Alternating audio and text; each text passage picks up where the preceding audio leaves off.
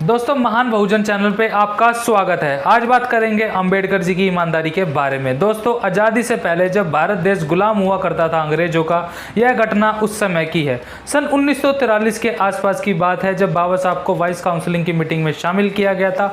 उसी में उनको लेबर मिनिस्टर भी बना दिया गया था। पीडब्ल्यूडी जैसे बड़े विभाग का वही देख रहे थे। पीडब्ल्यूडी का बजट भी करोड़ों रुपए का होता है, जबकि दूसरी तरफ बड़े बड़े लखपति ठेकेदारों में होड़ मची हुई थी कि यह कॉन्ट्रैक्ट बाबा साहब से हमें मिल जाए। बहुत लोभ लालच भी दे रहे थे, बाबा साहब को खरीदने की हर कोशिश कर रहे थे कि बाबा साहब उनको ही यह कॉन्ट्रैक्ट दें। लेकिन उसी में एक चालाक ठेकेदार था और काफ़ी अमीर भी था।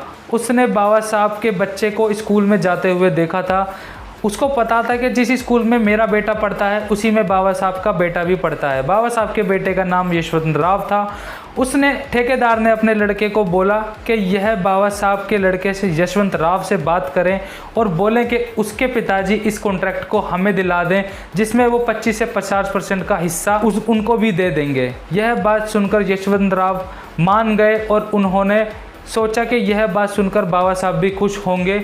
जब यशवंत राव ने यह बात बाबा साहब के सामने रखी, तब बाबा साहब गुस्से से लाल हो गए और कुछ देर चुप रहने के बाद बाबा साहब ने बोला, यहाँ मैं केवल समाज के उत्थान के लिए आया हूँ, ना कि अपनी संतानों को पालने के लिए। ऐसे लोभ लालच से मेरी ईमानदारी और धैर्य हिलने वाला नहीं है। बोल दो उनको जाके ठेकेदारों को।